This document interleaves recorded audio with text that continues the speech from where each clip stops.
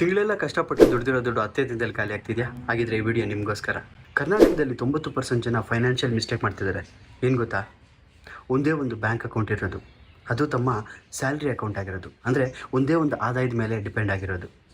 ಒಬ್ಬ ಮಹಾನ್ ವ್ಯಕ್ತಿ ಹೇಳ್ತಾರೆ, ಯಾರು ಒಂದೇ ಒಂದು ಆದಾಯದ ಮೇಲೆ ಡಿಪೆಂಡ್ ಆಗಿದ್ದಾರೋ ಅವರು ಬಡತನಕ್ಕೆ ಒಂದೇ ಒಂದು ಹೆಜ್ಜೆ ಹಿಂದೆ ಇದ್ದಾರೆ ಅಂತ ಅರ್ಥ. ಇದರಿಂದ ಓವರ್ಕಮ್ ಮಾಡಬೇಕಂದ್ರೆ ನಾನು ಹೇಳೋ ಸಿಂಪಲ್ ಸ್ಟೆಪ್ಸ್ನ ನೀವು ಫಾಲೋ ಮಾಡಬೇಕು. ಏನಪ್ಪ ಆ ಸಿಂಪಲ್ ಸ್ಟೆಪ್ಸ್ ಅಂದರೆ, 3 ಬ್ಯಾಂಕ್ ಅಕೌಂಟ್ ಓಪನ್ ಮಾಡಬೇಕು. ಒಂದು ಸ್ಯಾಲ್ರಿ ಅಕೌಂಟು, ಎರಡನೇದು ಎಕ್ಸ್ಪೆನ್ಸ್ ಅಕೌಂಟ್, ಮೂರನೇದು ಇನ್ವೆಸ್ಟ್ಮೆಂಟ್ ಅಕೌಂಟ್ ಅಂತ. ನಿಮಗೆ ಸ್ಯಾಲ್ರಿ ಬರುತ್ತೆ. ಸ್ಯಾಲ್ರಿ ಬಂದಿದ ತಕ್ಷಣ ನೀವು ಮಾಡಬೇಕಾಗಿರೋದು, ನಿಮ್ಮ ಅಮೌಂಟ್ನ 60% ಅಷ್ಟು ಎಕ್ಸ್ಪೆನ್ಸ್ ಅಕೌಂಟ್ಗೆ ಟ್ರಾನ್ಸ್ಫರ್ ಮಾಡಬೇಕು. 20% ಅಷ್ಟು ಅಮೌಂಟ್ನ ನೀವು ನಿಮ್ಮ ಇನ್ವೆಸ್ಟ್ಮೆಂಟ್ ಬ್ಯಾಂಕ್ ಅಕೌಂಟ್ಗೆ ಟ್ರಾನ್ಸ್ಫರ್ ಮಾಡಬೇಕು. ಇದರಿಂದ ನಿಮಗೆ ಒಂದು ಡಿಸಿಪ್ಲಿನ್ ಬರುತ್ತೆ. ಇನ್ನು ಉಳಿದ 20% ಏನಿರುತ್ತಲ್ಲ, ಆ 20%ನ ನೀವು ನಿಮ್ಮ ಸೇವಿಂಗ್ಸ್ ಬ್ಯಾಂಕ್ ಅಕೌಂಟಲ್ಲೇ ಒಂದು ರೆಕರಿಂಗ್ ಡೆಪಾಸಿಟ್ ಓಪನ್ ಮಾಡಬೇಕು. ಇದರಿಂದ ನಿಮ್ಮ ಎಮರ್ಜೆನ್ಸಿ ಫಂಡ್ಗೆ ತುಂಬ ಹೆಲ್ಪ್ ಆಗುತ್ತೆ.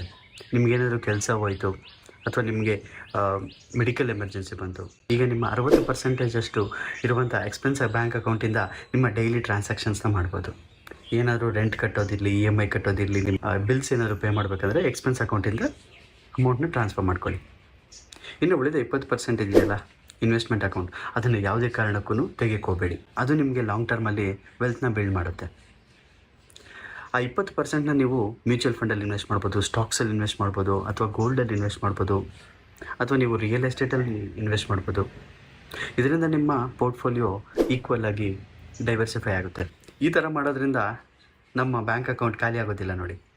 ಈ ವಿಡಿಯೋ ನಿಮಗೇನಾದರೂ ಇಷ್ಟ ಆದರೆ ನಿಮ್ಮ ಕೇರಿಂಗ್ ಫ್ರೆಂಡ್ಗೆ ಶೇರ್ ಮಾಡಿ.